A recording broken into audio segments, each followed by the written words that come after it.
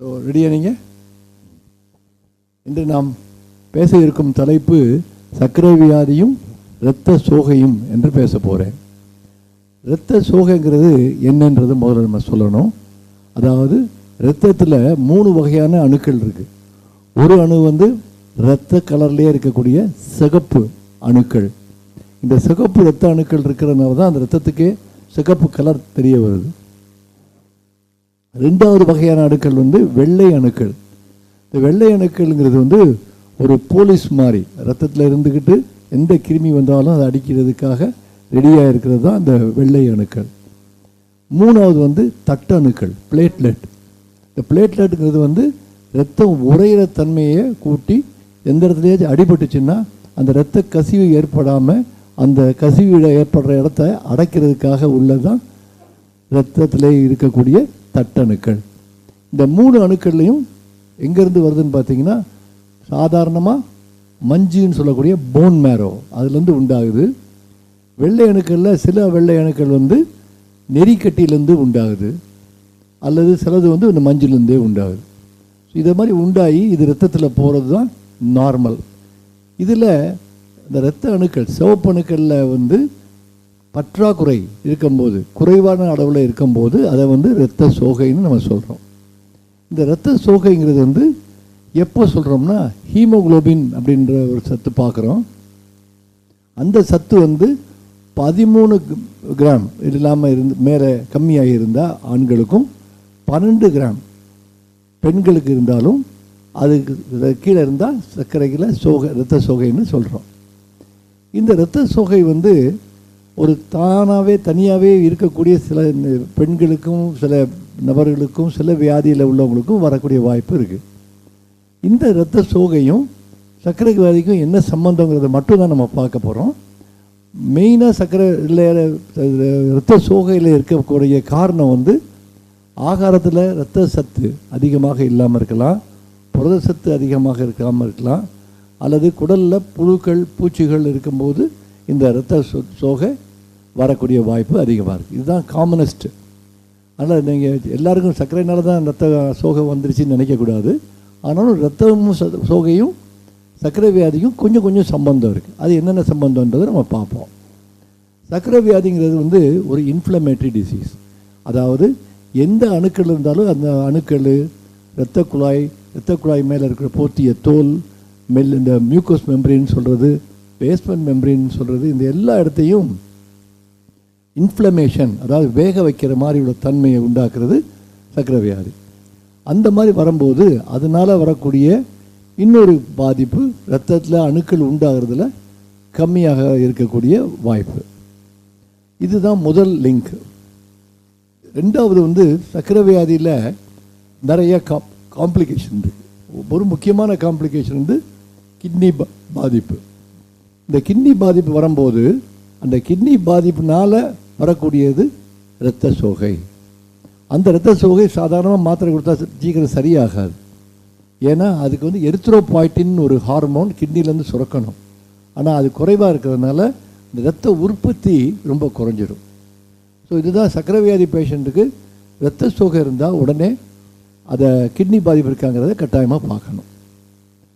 அடுத்த முக்கியமான விஷயம் க்ரானிக் இன்ஃபெக்ஷன், காலில் புண்ணு, அந்த மாதிரி கண்டிஷனில் என்னாகும், அந்த புண்ணுனால் நிறைய இரத்த கசிவு கொஞ்சம் இருக்கும், புரத சத்தும் பாதிப்பு இருக்கும். 2வது இந்த இன்ஃபெக்ஷன் இருந்து அந்த இரத்த உற்பத்தி, அந்த போன் மேரோலேருந்து வரக்கூடிய அந்த இரத்த அணுக்கள்லாம் குறைந்த அளவில் வரும். அதனால இதுதான் 2வது காரணம் சர்க்கரை வியாதியில் இரத்த சோகை வர்றது.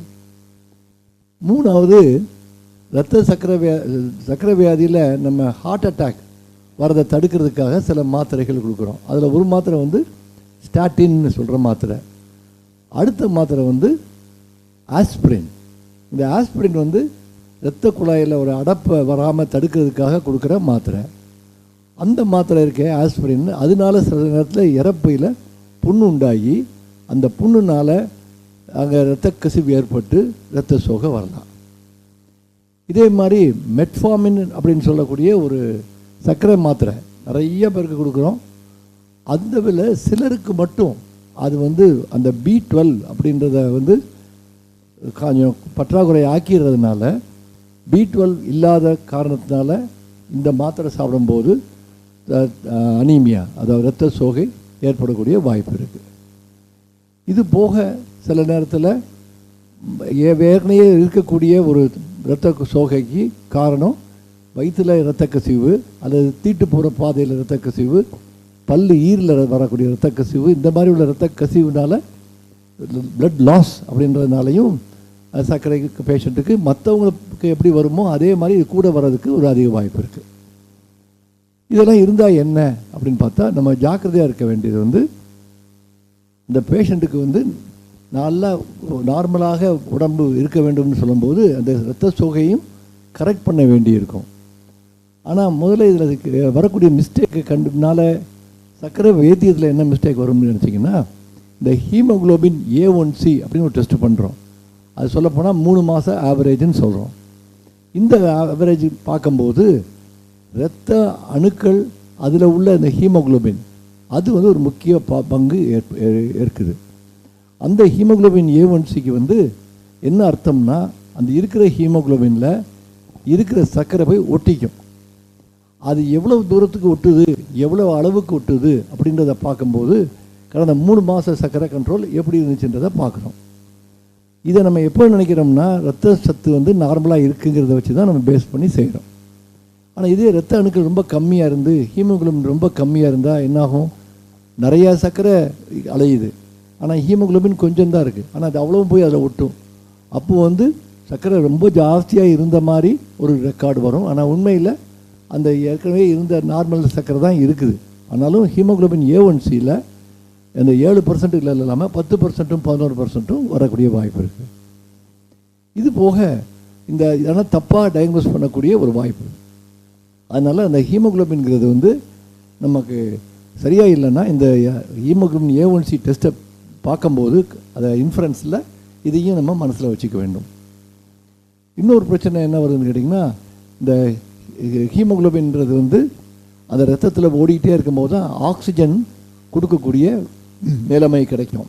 அதாவது ஆக்சிஜன்கிறது நுரையீரலில் அது அந்த ரத்தத்தில் ஆக்சிஜன் லோட் ஆகிட்டு இது போய் எல்லா இடத்துக்கும் ஆக்சிஜன் கொடுத்துட்டே வந்து அந்த கெட்ட ரத்தமாக மாறி அப்புறம் வலது பக்கத்துக்கு வந்து திருப்பி நுரையீரலுக்குள்ளே போகுது.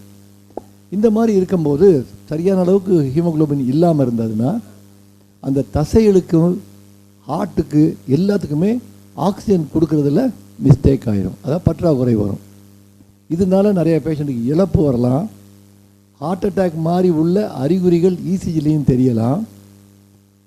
அதனால் அந்த மாதிரி இருந்தாலும் நம்ம ஜாக்கிரதையாக டயக்னோசிஸில் கேர்ஃபுல்லாக இருக்கணும். ஏன்னா பெண்களுக்கு வந்து சர்க்கரை வியாதி இருக்கவங்களுக்கு ஹார்ட் அட்டாக் வரக்கூடிய வாய்ப்பு இருக்குது. ஆனால் அதே பெண்களுக்கு அனீமியா கூட இருக்கும்போது இசிஜியில் ஹார்ட் அட்டாக் மாதிரி, அதாவது ஹார்ட்டுக்கு ரத்த ஓட்டம் கம்மியாக இருக்கிற மாதிரி தெரியும்னா, ஆனால் அவங்களுக்கு உண்மையில் ஹார்ட்டில் ரத்த குழாயெல்லாம் நல்லா தான் இருக்கும். ஸோ அந்த மாதிரி இருக்கும்போது பற்றாக்குறையினால் அங்கே ஆக்சிஜன் சரியாக போய் ஹார்ட்டுக்கு போய் சேராதனால ரத்த ஓட்டம் கம்மியாக இருக்கிற மாதிரியான ஒரு பதில் இசிஜிலையும் தெரியலாம். ஸோ அந்த மாதிரி இசிஜி இருந்துச்சுன்னா நம்ம இந்த ரத்த சோகையை கரெக்ட் பண்ணிவிட்டு அதுக்கு பிறகு அது இசிஜி எடுத்து பார்த்து எப்படி இருக்குங்கிறத தெரிஞ்சுக்கலாம். இன்னொரு கண்டிஷன் சர்க்கரை வியாதியோடய கூட சேர்ந்து வருது, அது வந்து தைராய்டு பற்றாக்குறை, அதாவது மிக்சிடிமா அப்படின்னு சொல்லக்கூடிய லோ தைராய்டு ஸ்டேட். இந்த லோ தைராய்டு ஸ்டேட்டில் மிக்சிடிமான்னு சொல்லக்கூடிய தைராய்டு வேலை செய்கிறதுல பற்றாக்குறை. அந்த நேரத்துலையும் அந்த எலும்பில் உள்ள மஞ்சில் நல்லபடியாக ரத்தம் ஊறுற தன்மையை அந்த சரியாக இருக்காது. அதனால் இந்த ஹைப்போதைராய்டிசம் வந்து சர்க்கரை வியாதியோட அதிகமாக சேர்ந்து இருக்கும். அதனால் அது சேர்ந்துருக்கிறதுனால இரத்த சோகை வரக்கூடிய வாய்ப்பு இருக்குது. ஸோ இந்த மாதிரி இருக்கிறதுனால நம்ம டயக்னோசிஸ் பொறுத்த வரைக்கும் ஜாக்கிரதையாக இருக்கணும். ஹார்ட் அட்டாக், ஹார்ட்டுக்கு ரத்த ஓட்டம் கம்மியாக இருக்குதுன்னு சொல்கிற முடிவோ அல்லது ஹீமோகுளோபின் A1C முடிவோ எப்படி கரெக்டாக இருக்கா இல்லைன்றதை நம்ம இதையும் கனெக்ட் பண்ணி தான் பார்க்கணும். இது மாதிரி அவசரமான தேவையாக இருந்தால் என்ன ட்ரீட்மெண்ட் கொடுப்போம். இரத்த சோகை ரொம்ப இருந்துச்சுன்னா அது எதனால் வந்துச்சுங்கிறத முக்கியமாக பார்க்கணும். எதனால் வந்துச்சுன்னா சில சமயத்தில் பெண்களுக்கு இந்த தீட்டு போகிறதுனால வரலாம், இல்லை இறப்பையில் இரத்த கசிவு ஏற்பட்டால் மோஷனில் வந்து கருப்பாக போகும், ரோடு போடுற தாரில் எப்படி இருக்குமோ அந்த மாதிரி வரும். ஸோ அந்த மாதிரி எதுவும் இருக்கா, இல்லை நெறிக்கட்டிலாம் இருந்து அந்த பிளட் கேன்சர்னு சொல்கிறாங்கல்ல, அந்த மாதிரி எதுவும் இருக்குதா என்னன்றதை பார்ப்போம். இதுக்கு முக்கியமான டெஸ்ட் வந்து கண்ணு உள்ள லைட் அடித்து பார்க்கும்போது இரத்த கசிவு அதிகமாக இருந்துச்சுன்னா சக்கரை வியாதியாக இருக்கலாம். ஆனாலும் நம்ம மனசில் வச்சுக்க வேண்டியது இந்த லுக்கீமியா, பிளட் கேன்சர் அதனால இருக்கான்றது நமக்கு தெரியும். ரெண்டாவது மோஷன் டெஸ்ட் எடுத்து அதில் ரத்த அணுக்கள் இருக்கா இல்லையான்னு பார்க்குறதுக்கு மோஷன் அக்கல்ட் பிளட் அப்படின்னு ஒரு டெஸ்ட்டு பண்ணுவோம். அதில் பாசிட்டிவாக இருந்துச்சுன்னா அப்போ இறப்பையில் ப்ளீடிங் இருக்குன்னு சொல்லி ஒரு எண்டாஸ்கோப்பியோ இல்லை கொரோனாஸ்கோபி ஆசன வாய் வழியாக ஒரு டியூப் போட்டு பார்க்குறதும் பார்ப்போம். இந்த மாதிரி ஒரு ரத்த கசிவு போகிறத என்னன்றதை பார்த்தது போக இரத்த அணுக்கள் உற்பத்தியே சரியாக இல்லைன்றதா இருந்தால் இந்த போன் மேரோவை இந்த இடத்துல ஒரு சின்ன ஊசி பாரி போட்டு அந்த மஞ்சை எடுத்து அதில் அந்த அணுக்கள்லாம் வருதா வரலையா என்னன்றதை பார்ப்போம். அது பேர் போன் மேரோ ஆஸ்பிரேஷன்னு பேர். ஸோ இதெல்லாம் வந்து டெஸ்ட்டு நம்ம பண்ணுறது. இந்த டெஸ்ட்டை பண்ணி அந்த என்ன காரணத்தினால இரத்த சோகை இருக்குங்கிறத பார்க்கணும். நான் ஏற்கனவே சொன்னேன், டயபெட்டிஸில் ஒரு கிட்னி பாதிப்பு இருந்துச்சுன்னா இரத்த சோகை வரும். ஆனால் கிட்னி பாதிப்பு இருக்கான்றதையும் பார்த்துக்கணும். ரெண்டாவது அந்த மெட்ஃபார்மின்கிற மாத்திரை ரொம்ப நாளாக கொடுத்தா ஒரு சமயம் B12 டிஃபிஷியன்சி வந்து அதனால் அந்த இரத்த சோகை வர்றதுக்கு வாய்ப்பு இருந்ததுன்னா B12 ரத்த டெஸ்டிங் செக் பண்ணி அதில் கம்மியாக இருந்துச்சுன்னா அதுக்குரிய ட்ரீட்மெண்ட் கொடுத்தோம்னா இரத்த சோகை கம்ப்ளீட்டாக சரியாயிடும். இந்த கிட்னி பாதிப்பு தான் இருக்குன்றது தெரிஞ்சால் அதுக்கு வந்து எரித்ரோபாய்டின் ஒரு ஊசி இருக்குது. அந்த ஊசி நம்ம போடலாம். அந்த ஊசி போடும்போது அந்த இரத்த சோகை கொஞ்சம் பெட்டராக இருக்கும். ரொம்ப பாதிப்பான புண்ணு இருக்குது, இரத்த சோகையாக இருக்குன்னா டேஸில் ஆறாது.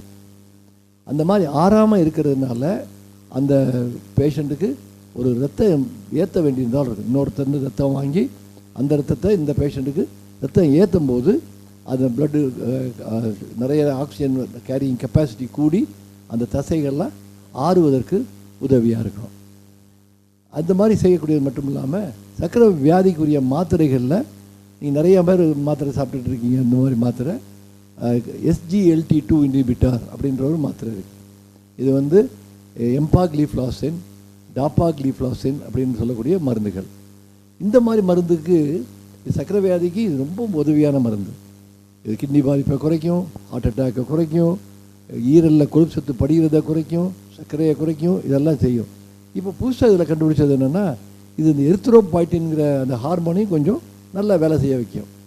அது நல்லா சுரக்க வச்சிச்சுன்னா அந்த இரத்த சோகைக்கு இது ஒரு வைத்தியமாகவே இருக்கலாம். இதெல்லாம் போக இந்த வைத்திய முறைக்கு முக்கியமான விஷயம் வந்து ஆகார பத்தியம்.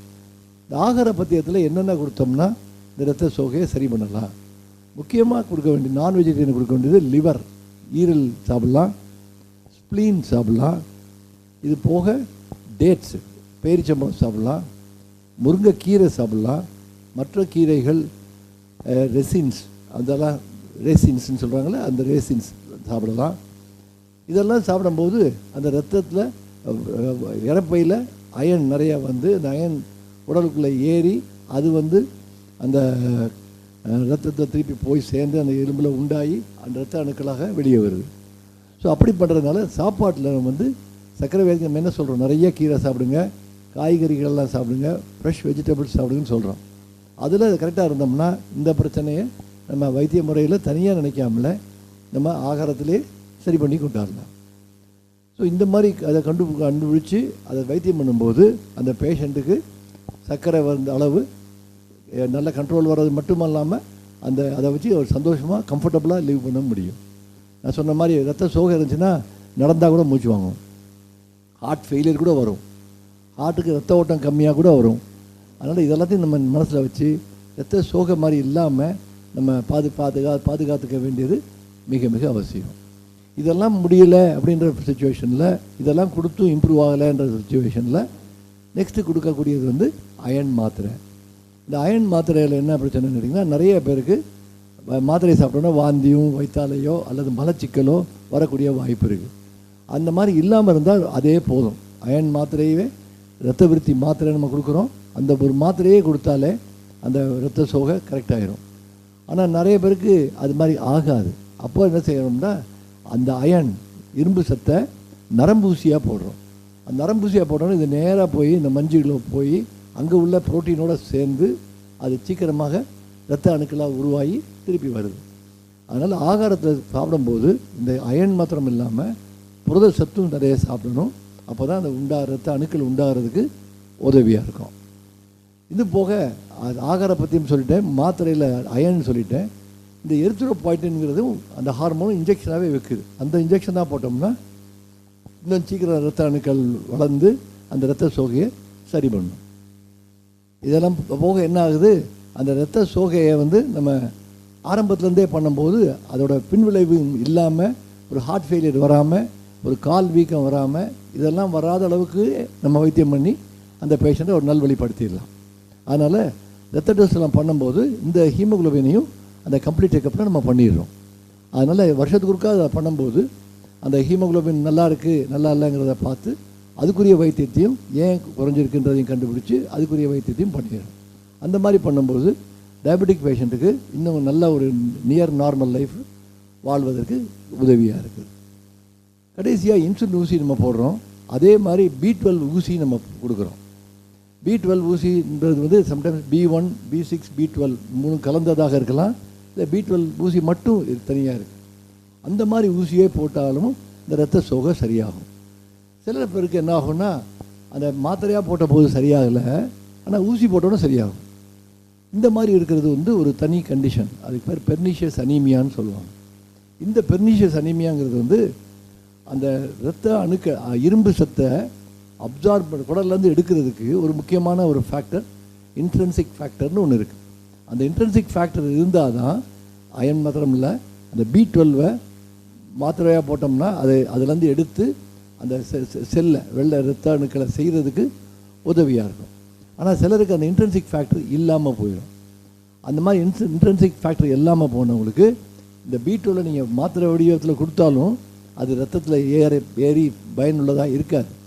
அப்படிப்பட்ட நபருக்கு அதே B12 இன்ஜெக்ஷனாக போட்டிங்கன்னா எல்லாம் சரியாகி ரத்த சோகையில் நல்லா சரியாகி, இன்றைக்கி கூட ஒரு பேஷண்ட் அது மாதிரி நான் பார்த்தேன். ஸோ அந்த மாதிரி அதை பண்ணுறதுக்கு அந்த B12 டெஸ்ட்டு பண்ணி பார்க்கலாம். கம்மியாக இருந்துச்சுன்னா B12 கொடுத்து பார்க்கலாம். அப்புறமே ஏறலையா ஊசி மட்டும் போட்டு அதை சரியாக்கலாம். இந்த மாதிரி ஊசி போட்டு சரியாக்கக்கூடிய அந்த இதுக்கு நபருக்கு யூஸ்வலாக முழுங்குறதுக்கு கஷ்டம் இருக்கும். கெட்டி ஆகாரம் முழுங்குறதுக்கு கொஞ்சம் கஷ்டப்படலாம். அந்த மாதிரி இருந்துச்சுன்னா நம்ம அந்த ரத்த சோகை இருக்குது, முழுங்குறது கஷ்டம் இருக்குது, இந்த ரெண்டையும் யோசித்து பார்த்தா இந்த B12 டெஃபிஷியன்சி வர்றதுக்கு வாய்ப்பு இருக்குது. ஆகையினால சர்க்கரைங்கிறது ஒரு தனி டிசீஸாக இருந்தாலும் இந்த இரத்த சோகை சேரும்போது சர்க்கரைனால் வரக்கூடிய காம்ப்ளிகேஷன் அதிகமாகிடுது. முக்கியமாக கண்ணு காம்ப்ளிகேஷன், ஹார்ட் காம்ப்ளிகேஷன் அதிகமாகிடுது. கிட்னி காம்ப்ளிகேஷனால் இது உற்பத்தி ஆகுது. ஆகையினால நம்ம இதை தடுக்கிறதுக்குரிய வழிகளையும் பண்ணணும். ரெண்டாவது அதுக்குரிய வைத்திய முறையும் சேர்த்து பண்ணோம்னா இதை கண்டறிஞ்சால் தான் நம்ம இதெல்லாம் செய்ய முடியும். அதை கண்டறிகிறதுக்குரிய வழிகள் நம்ம ருட்டீன் டெஸ்ட்டில் வச்சிங்கன்னா கரெக்டாக வந்துடும். அந்த மாதிரி கண்டுபிடிச்சி அதுக்குரிய வைத்தியத்தையும் பண்ணும்போது அந்த பேஷண்ட் ஒரு நியர் நார்மல் லைஃப் வாழ முடியும்னு கூறி விடைபெறுகிறேன். நன்றி, வணக்கம்.